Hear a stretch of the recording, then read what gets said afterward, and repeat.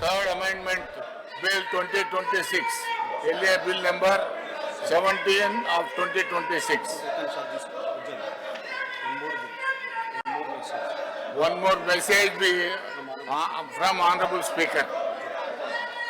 The Telangana implies accountability and monitoring of the Parental Support Bill 2026, bill number 18 of 2026 with official amendments. Please call, na? I request the గౌరవ సభ్యులకు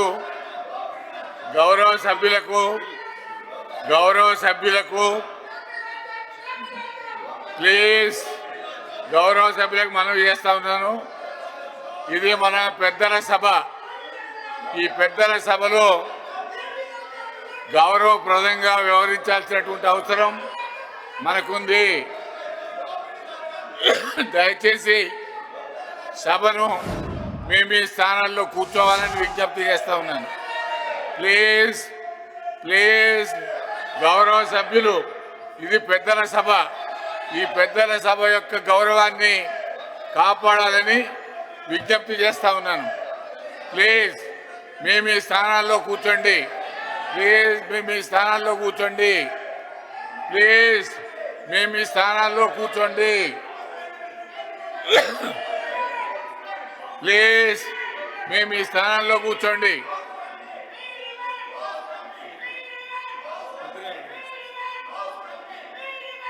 I request the Minister SC and ST Welfare to move the motion for taking into consideration of the Telangana Employees Accountability and Monitoring of Parental Support Bill 2026. Adyaksha, Sir, Chairman Sir, I beg to move that Telangana Employees Accountability and Monitoring Parental Support Bill 2026 be taken into the consideration. Adyaksha. Motion moved. I request the Minister to explain the aims and objects and silent features of the bill.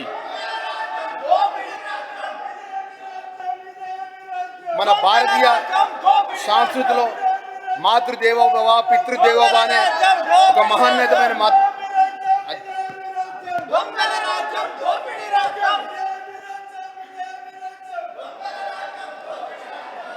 Please గౌరవ సభ్యులు దయచేసి మీ స్థానాల్లో కూర్చోండి. గౌరవ సభ్యులు, ఇది పెద్దల సభ. మన గౌరవాన్ని మనం కాపాడుకోవాల్సినటువంటి అవసరం ఉంది. దయచేసి మీ స్థానాల్లో కూర్చోండి. ప్లీజ్. అధ్యక్ష, మన భారతీయ సంస్కృతిలో మాతృదేవోభవ పితృదేవోభవ అనే మహోన్నతమైన సూత్రాన్ని మన జనజీవన జీవి విధానానికి మార్గదర్శనం. తల్లిదండ్రుల దేవతలకు సమానమని భావించే అధ్యక్ష, ఇదే మర్యాద అధ్యక్ష. గౌరవ సభ్యులకు చెప్తా ఉన్నాను, మీరు కనుక ఇదే విధంగా ప్రవర్తిస్తే మీ పేరు పిలవాల్సి వస్తుంది. I will name your names. Please. తాతా మధు గారు, శంపేపూర్ రాజు గారు, పోచంపల్లి శ్రీనివాసరెడ్డి గారు, దయచేసి మీరు అటు పోవాల్సిన అవసరం లేదు. ఇక్కడ రండి. మీ ప్రొటెస్ట్ ఏదైనా ఉంటే మరియు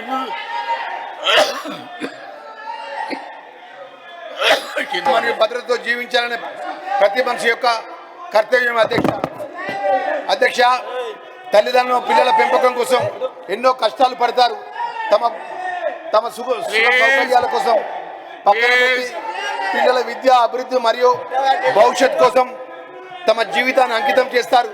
పిల్లలు ఎదిగి ఉన్నత స్థానాలకు చేరుకున్న తర్వాత తల్లిదండ్రుల ఆశ ఒక్కటే, తన పిల్లల ప్రేమ, ఆదరణ, గౌరవం మరియు పోషణ. అధ్యక్ష, సామాజిక పరిస్థితుల్లో సందర్భాల్లో వృద్ధ తల్లిదండ్రుల కూర్చోండి మరియు ఒంటరితనాన్ని ఎదుర్కొంటున్న పరిస్థితులు మన ముందుకు వస్తున్నాయి. ఉమ్మడి కుటుంబ వ్యవస్థలు తగ్గపోవడం, జీవన విధానంలో వచ్చిన మార్పుల వలన కొంతమంది వృద్ధ తల్లిదండ్రులకు తగిన సంరక్షణ లేక ఇబ్బందులు పడుతున్న వాస్తవం మనందరికీ కలిసివేస్తుంది అధ్యక్ష. ఇలాంటి పరిస్థితుల్లో కూడా ఎక్కడైనా కనిపించినప్పుడు మన మనసు కలత చెందక మానదు. తమ పిల్లల కోసం జీవితాంతాన్ని త్యాగం చేసిన తల్లిదండ్రుల చివరి దశలో ఇబ్బందులు పడడం మన సమాజానికి తగిన విషయం కాదు అధ్యక్ష. భారత రాజ్యాంగంలోన ఆర్టికల్ 21 జీవన హక్కు మరియు వ్యక్తిగత స్వేచ్ఛ హామీ ఇస్తుంది అధ్యక్ష. 2011 జనగణన ప్రకారం తెలంగాణ రాష్ట్రంలో వృద్ధుల సంఖ్య 32.68 లక్షలు. ఇది మొత్తం జనాభాలో 9.27% ఉంది. ప్రస్తుతం 2026 నాటి వృద్ధుల సంఖ్య సుమారు 45 లక్షలు చేరుకున్నట్టు అంచనా. ఇందులో చాలామంది వృద్ధులు తమ పిల్లల నిర్లక్ష్యానికి గురై వృద్ధాప్యంలో ప్రాథమిక అవసరాల కోసం ఇబ్బందులు పడుతున్నారు. తల్లిదండ్రులు మరియు వయోవృద్ధుల పోషణ మరియు సంక్షేమ చట్టం 2007 ఆ రాష్ట్రంలో అమల్లో ఉన్నప్పటికీ దాని బదులు ద్వారా అన్ని సమస్యలు పూర్తిగా పరిష్కరించడానికి ప్రతి సంవత్సరం సగటున 1800 కేసులు ఆర్టీఓ కార్యాలయంలో నమోదవుతున్నాయి. దేశంలో మొట్టమొదటిసారిగా ఈ కేసుల నమోదును సులభతరం చేయడానికి, ఉత్తరంగా న్యాయం చేయడానికి తెలంగాణ ప్రభుత్వం గౌరవ ముఖ్యమంత్రి గారి నేతృత్వంలో కొత్తగా పోర్టబుల్ను అందుబాటులో తెచ్చింది అధ్యక్ష. అయితే పోషణకు సంబంధించిన ఆదేశాలు జారీ చేసిన తర్వాత కూడా వృద్ధ తల్లిదండ్రుల యొక్క పోషణ ఖర్చులకు పొందడానికి పిల్లలకు పదే అడగాల్సినటువంటి పరిస్థితులు వస్తున్నాయి. అందువల్ల ముఖ్యంగా ఆర్థిక సామర్థ్యాన్ని ఉన్నప్పటికీ తమ బాధ్యతలను నిర్లక్ష్యం చేసి ఉద్యోగాల దృష్టి సారిస్తూ మరింత పటిష్ట అమలు చేయగల మరియు బాధ్యతగా వ్యవస్థను అవసరం ఉన్నది అధ్యక్ష.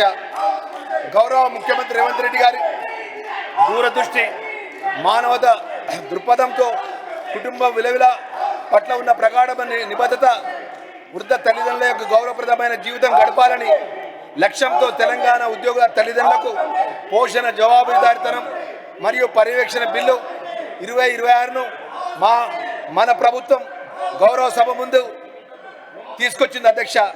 ఈ బిల్లు ప్రభుత్వ ఉద్యోగులు, ప్రజారంగ సంస్థలు, ఉద్యోగులు మరియు రాష్ట్ర సంకృత నిధి లేదా రాష్ట్ర ప్రభుత్వం గ్రాంట్స్ లేని ఇతర నిధుల ద్వారా వేతనాలు పొందుతున్న ప్రభుత్వ సంస్థలకు ఉద్యోగులందరూ వర్తిస్తుంది అధ్యక్ష.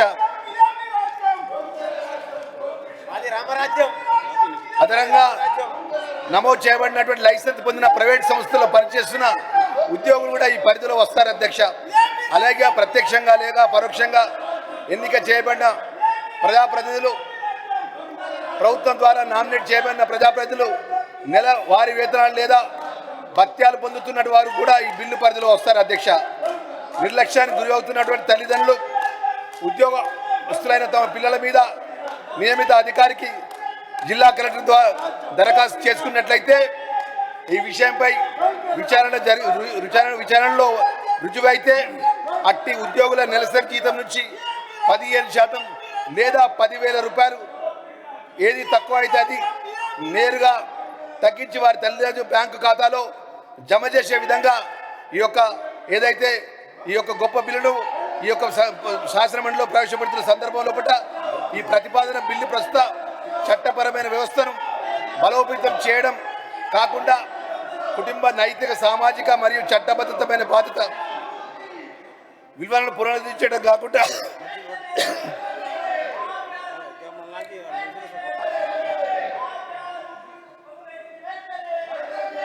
ప్లీజ్ మీ ప్రస్తుత చట్టపరమైన కాపాడండి. కుటుంబ నైతిక, సామాజిక మరియు చట్టబద్ధమైనటువంటి బాధ్యత విలువ పునరుద్ధరించడం లక్ష్యంగా కలిగి ఉంది. ఇది వృద్ధ తల్లిదండ్రులకు గౌరవ భద్రత మరియు సంరక్షణతో జీవించేందుకు సహాయపడడం కాకుండా ఉద్యోగం చేస్తున్న పిల్లల సమాజంలో బాధ్యతమైన వ్యక్తులుగా మరియు ఆదర్శప్రాయాలుగా నిలవాలనే లక్ష్యంతో రూపొందించబడింది అధ్యక్ష. తల్లులు మనకు జీవితాన్ని ఇచ్చారు అధ్యక్ష. తల్లిదండ్రులు మనకు జీవితాన్ని ఇచ్చారు, మన భవిష్యత్ కోసం తమ జీవితాన్ని అంకితం చేశారు. మరి అంకితం అలాంటి తల్లిని వృద్ధాప్యంలో ఒంటరిగా ఉండకూడదని గౌరవ ముఖ్యమంత్రి గారి సంకల్పం. ఇబ్బందులు పడకూడదు, వారు గౌరవంగా ఈ సమాజంలో ఈ యొక్క వారి జీవితంలో సుఖంగా ఉండాలి, ఒక బాధ్యత గౌరవంగా ఉండాలని చెప్పి గౌరవ ముఖ్యమంత్రి రేవంత్ రెడ్డి గారి నేతృత్వంలో మన ప్రభుత్వం వృద్ధుల సంక్షేమాన్ని అత్యంత ప్రాధాన్యతగా తీసుకుంటూ ఈ సమాజంలో ఈ చట్టాన్ని ఈ సంకల్పాన్ని ఒక ప్రతిబింబంగా, అందువల్ల గౌరవ సభ్యులు బిల్లును సమగ్రంగా పరిశీలించి తమ మద్దతును తెలపాలని ఆశిస్తూ ఈ బిల్లును ఆమోదించాలని, రాష్ట్ర వృద్ధి తల్లిదండ్రుల భరోసా కల్పించాలని నమ్ముతూ ఈ బిల్లును నేను ప్రవేశపెడుతున్నా అధ్యక్ష. Now, Addanki Dayakar garu, now discussion and consideration of the bill. Addanki Dayakar garu, మాట్లాడండి. అధ్యక్ష, ఈరోజు కన్న తల్లిదండ్రులకు సంబంధించిన అంశంలో ఏ విధంగా పిల్లలు బాధ్యతగా ఉండాలనే ఆలోచనతోని గౌరవ ముఖ్యమంత్రి గారు, గౌరవ మంత్రి గారు లక్ష్మణ్ గారు ఈ సామాజిక బాధ్యతగా ఈ బిల్లును ఏర్పాటు చేసినట్టుగా నేను భావిస్తున్నా. మీరు పెద్దల సభ, మీరు బిహేవ్ చేయండి పద్ధతి ఇలాంటి కూడా గత ప్రభుత్వాలు ఆలోచించలేదు అధ్యక్ష. కేవలం ఈరోజు దీన్ని అడ్డుకోవడానికి, తల్లిదండ్రులను పిల్లలు ఆదుకోవాలనే దాన్ని కూడా అడ్డుకోవడానికి అలా బీఆర్ఎస్ పార్టీ నాయకులు చేస్తున్న తతంగం చూస్తే సభ్య సమాజం తలదించుకునే విధంగా ఉంది అధ్యక్ష. కేవలం వాళ్ళ యొక్క రాజకీయ ప్రయోజనం తప్పితే ప్రజా ప్రయోజనం కానీ సామాజిక ప్రయోజనం కానీ ఎప్పుడు కూడా గత ప్రభుత్వం ఆలోచించలేదు, బీఆర్ఎస్ కూడా ఎప్పుడు ఆలోచించలేదు అధ్యక్ష. నేను అంటున్నా, ఇలాంటి ఒక మానవీయ కోణం నుంచి ఈ చట్టాన్ని తయారు చేసినప్పుడు ఆహ్వానించాల్సింది పోయి ఈరోజు సభ్యులు ఇలాంటి గోలను పెట్టడం అనేది నిజంగా సిగ్గుచేటు. ఇలాంటి సామాజిక బాధ్యతను ఎప్పుడు కూడా ఆ పార్టీ కానీ వాళ్ళు కానీ నిర్వర్తించిన దాఖలాలు లేవు అధ్యక్ష. వాళ్ళే ఇప్పుడు అంటున్న మాటలు, ఈ సభలో అంటున్న మాటలు చూస్తే నవ్వొస్తున్నది. దొంగలే దొంగ దొంగ దొంగ అన్నట్టున్నది. కొంతమంది ఏమో దొంగలు బయట పోయి దాచుకున్నారు, మళ్ళీ వీళ్ళు వచ్చి ఇక్కడ దొంగ అని చెప్పి ఇలా ప్రభుత్వాన్ని నిందించే ప్రయత్నం చేస్తున్నారు అధ్యక్ష.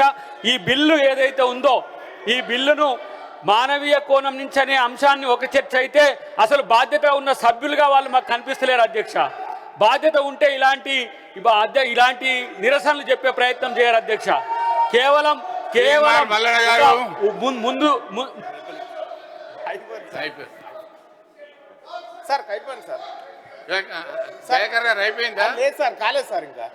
ముందు ప్రీ ప్లానెడ్ గా వాళ్ళు గొడవ చేయాలనే ఉద్దేశంతో వచ్చింది తప్పితే మన సభలో జరిగే అంశాల పట్ల వాళ్ళు కనీస బాధ్యత కూడా ఉండే పరిస్థితి లేదు అధ్యక్ష. ఈరోజు బీఆర్ఎస్ పార్టీ నాయకులు చేస్తున్న అంశాన్ని 2 తెలుగు రాష్ట్రాలు కూడా చూస్తున్నాయి.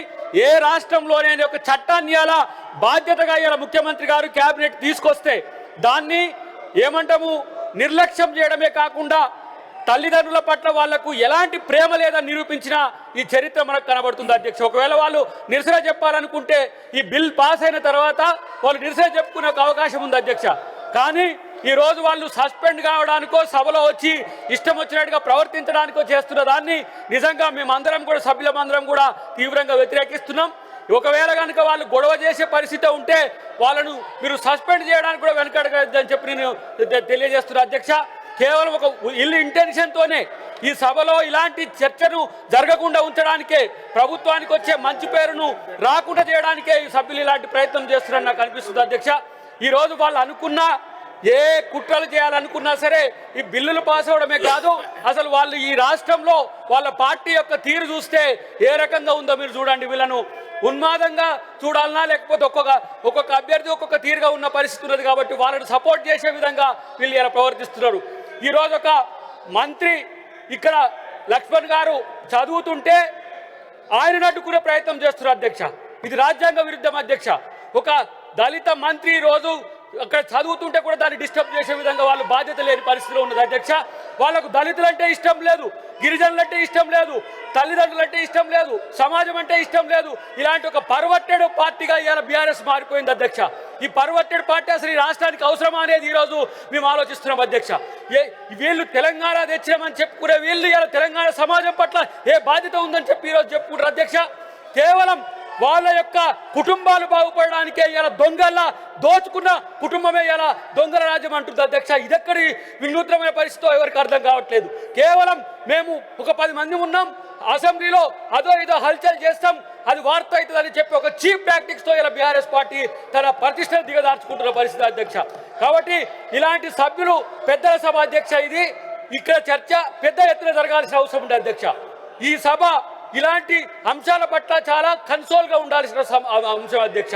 కానీ వాళ్ళు బీఆర్ఎస్ ఎమ్మెల్యేల కంటే దిగజారి వీళ్ళు ప్రవర్తించడాన్ని నేను వ్యతిరేకిస్తున్నా అధ్యక్ష. ఇది ఎమ్మెల్యేల మాదిరిగా వాళ్ళకు వీళ్ళు మద్దతు చెప్తున్నట్టుగా కనపడుతుంది అధ్యక్ష. నిన్న కడియం శ్రీహరి గారిని ఒక సభ్యుడు ఏ విధంగా ప్రవర్తించడో చూసినాం. దయచేసి సభలో గారు అవతల సభలో జరిగిన విషయాలు సార్ ఈ సభలో ప్రస్తావించడానికి వీల్లేదు అధ్యక్ష. అందుకనే గౌరవ సభ్యులకు కూడా చెప్తా ఉన్నాను, మీరు మీ స్థానంలో కూర్చోండి. విన్నారా? మేము వింటాం అధ్యక్ష. వాళ్ళు వినే పరిస్థితిలో ఉండే అధ్యక్ష. ఆ సభలో జరిగిన దాన్ని తీసుకొచ్చి ఇక్కడ పెట్టుతున్నారు అధ్యక్ష. ఆ సభలో వాళ్ళు సస్పెండ్ అయ్యి వాళ్ళు ఇష్టాన్ని తీరుగా ప్రవర్తించడం వల్ల వాళ్ళు సస్పెండ్ అయ్యారు అధ్యక్ష. మరి వాళ్ళని చూసి వీళ్ళు సస్పెండ్ కావాలనుకుంటారో ఏమో తెలియదు, కానీ ఇలాంటి బిల్లుల పట్ల వీళ్ళు వ్యవహరిస్తున్న తీరు ఆక్షేపణీయంగా ఉంది అధ్యక్ష. కాబట్టి అక్కడ సమస్యను ఇక్కడ కూడా తీసుకురావద్దని చెప్పి వాళ్ళకు గట్టిగా మందలిచ్చి వాళ్ళకి సీట్లలో కూర్చోవాల్సిందిగా నేను మిమ్మల్ని విజ్ఞప్తి చేస్తున్నా అధ్యక్ష. ఈరోజు వాళ్ళు మాట్లాడుతున్న మిత్రులు ఎవరైనా సరే ఇలా మీరు తల్లిదండ్రుల పట్లనో సమాజం పట్లనో మీకు ఒక చిత్తశుద్ధి ఉంటే మీరు కూర్చోవాలని చెప్పి నేను తెలియజేస్తున్నా అధ్యక్ష. తీర్మాన్ Mallanna garu, honourable minister martial కొడతారు అధ్యక్ష. మీరు పోచంపల్లి శ్రీనివాసరెడ్డి గారు, తాత మధు గారు, నవీన్ కుమార్ రెడ్డి గారు, తక్కేలపల్లి రవీంద్రరావు గారు, మీరు దయచేసి ఈ పెద్దల సభలో సభ్యులు మీరు వాళ్ళ మీద పోతే వాళ్ళ ప్రొటెక్షన్ వాళ్ళు చూసుకుంటారు. కాబట్టి దయచేసి మీరు పెద్ద మనుషుల్లాగా బిహేవ్ చేయండి. మీరు పెద్ద మనుషుల్లాగా బిహేవ్ చేయండి ప్లీజ్. తీర్మార్ మల్లయ్య గారు. అధ్యక్ష,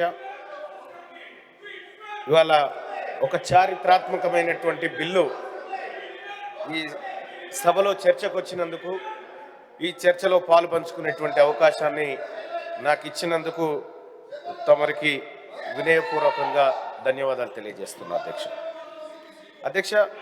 మీరు అరిస్తే నాకు వద్దుపోతున్నాయా ఈడ? అధ్యక్ష, ఇక్కడ ఈ బిల్లు విషయంలో అధ్యక్ష చాలా అద్భుతమైనటువంటి నిర్ణయం రాష్ట్ర ప్రభుత్వం చేసింది. రాష్ట్ర ప్రభుత్వానికి నేను కృతజ్ఞతలు తెలియజేస్తా ఉన్నా అధ్యక్ష. ఈ బిల్లు చాలా గొప్ప బిల్లు తీసుకొచ్చినారు. తల్లిదండ్రుల విషయంలో బాధ్యత కలిగినటువంటి ఉద్యోగస్తులుగా ఉండాలని చెప్పి ఈ బిల్లులో చాలా అంశాలు తీసుకొచ్చినారు అధ్యక్ష. చాలా మంచి విషయం అధ్యక్ష. అట్లాగే నా తరఫున కూడా 1-2 సూచనలు చేయాలనుకుంటున్నాను అధ్యక్ష ఈ బిల్లుకు. అధ్యక్ష, ఇక్కడ తల్లిదండ్రులు ఉన్న పిల్లల అంశం వచ్చింది, కానీ మరి తల్లిదండ్రులకు పిల్లలు లేనటువంటి వాళ్ళ పరిస్థితి కూడా ఈ రాష్ట్ర ప్రభుత్వం ఆలోచిస్తే బాగుండేది. ఎందుకంటే చాలామంది పిల్లలు కానీ వాళ్ళు ఉన్నారు సార్, తల్లిదండ్రులు వాళ్ళు మరి వాళ్ళ పరిస్థితి ఏందనేది కూడా మన రాష్ట్ర ప్రభుత్వం ఒకసారి ఆలోచన చేస్తే బాగుండేది. అలాగే సార్ ఈ చట్టం గతంలో కూడా అస్సాంలో ప్రణామ్ అనేటువంటి చట్టం పేరుతో అప్పటి కాంగ్రెస్ పార్టీ, భారతీయ జనతా పార్టీ ప్రభుత్వం ఈ 2017లో తీసుకొచ్చింది సార్. ఈ చట్టాన్ని తీసుకొచ్చినటువంటి సందర్భంలో కూడా అక్కడ ఒక సీరియస్ డిస్కషన్ జరిగింది. దాంట్లో అప్పుడున్నటువంటి విపక్షాలు కూడా కొన్ని అంశాలు లేవనెత్తినాయి సార్. అదేంటంటే సార్, ఇక్కడ ఒక గ్యాప్ పెరుగుతూ ఉంది, తల్లులకు పిల్లలకు మధ్య నమ్మకం లేనటువంటి విధంగా ఈ చట్టం వస్తుంది అనేటువంటి చర్చ చేసినప్పటికీ కూడా సో ఈ అల్టిమేట్గా ఈ దేశంలో సార్ తల్లిదండ్రులకు మాత్రం రక్షణగా ఉండాల్సింది పిల్లలే సార్. పిల్లల రక్షణతో పాటు సార్ మరి పెళ్లి చేసుకోకుండా ఉన్నటువంటి వాళ్ళు వృద్ధులుగా ఉన్నారు చాలామంది. వాళ్ళ విషయంలో కానీ, పిల్లలేని తల్లిదండ్రుల విషయంలో కానీ, లేదంటే అనాథలుగా ఉన్నటువంటి పిల్లల విషయంలో కానీ సార్, ఈ విషయంలో కొంత ప్రభుత్వం ఆలోచన చేస్తే బాగుంటుంది సార్. ఇంకా కొంత పకడ్బందీగా సమర్థవంతంగా దీన్ని తీసుకురాగలిగితే బాగుంటుంది అనేది ఒక ఆలోచన చేస్తూ ఉన్నాను సార్. ఇది ఒక ఇండియాలోనే కాదు సార్. చాలామంది అనుకుంటున్నారు ఇండియాలోనే మాత్రం ఇటువంటి చట్టం కాదు సార్. చాలా దేశాల్లో ఈ చట్టం ఉంది సార్. చాలా అమెరికా లాంటి దేశాల్లో చట్టాలు ఉన్నాయి. ఆ తర్వాత ఇంకా ఒకసారి చూసుకుంటే సార్, చైనా, సింగపూర్, తర్వాత జర్మనీ, ఫ్రాన్స్, ఇట్లా చాలా దేశాల్లో ఈ తల్లిదండ్రులను పోషించేటువంటి అంశంలో అక్కడి ప్రభుత్వాలు చట్టాలు చేసినటువంటి అంశాలు ఉన్నాయి సార్. అయితే సార్ మిగతా వాటిని కూడా కొన్నిసార్లు నేను పరిశీలించడం జరిగింది సార్. కొన్ని పరిశీలించినప్పుడు మనది కొంత మెరుగ్గానే అనిపిస్తుంది, కానీ ఇంకా పూర్తి స్థాయిలో సవరణలు జరగాల్సినటువంటి అవసరం ఆలోచన. అయితే ఇక్కడ ఎమ్మెల్యేలు, ఎమ్మెల్సీలకు సంబంధించినటువంటి వాళ్ళకు కూడా ఈ చట్టం వర్తించాలని చెప్తా ఉన్నారు సార్. ఇది మంచి పరిణామం సార్, మంచి నిర్ణయం. ఈ బిల్లు ఏదైతే ఉందో సార్, ఈ బిల్లులో చిన్న చిన్న సూచనలు తప్ప వ్యతిరేకించడానికి ఇంకొక అంశం ఏమీ లేదు సార్. ఈ బిల్లుకు సంపూర్ణమైనటువంటి మద్దతు తెలియజేస్తూ ఈ బిల్లును ప్రవేశపెట్టినటువంటి గౌరవ మంత్రివర్యులు అడ్లూరి లక్ష్మణ్ గారికి, ఈ రాష్ట్ర ప్రభుత్వానికి నా తరఫున ప్రత్యేక కృతజ్ఞతలు తెలియజేస్తా ఉన్నా సార్. చాలా గొప్ప bill sir. I'm appreciating this bill. Thank you sir. Malka Kumaraiah గారు.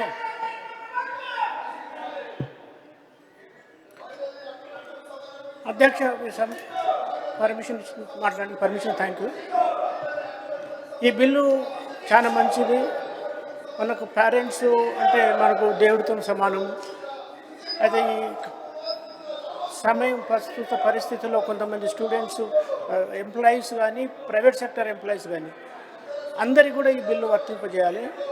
తర్వాత ఈ బిల్లును చాలా ఎఫెక్టివ్గా ఇంప్లిమెంట్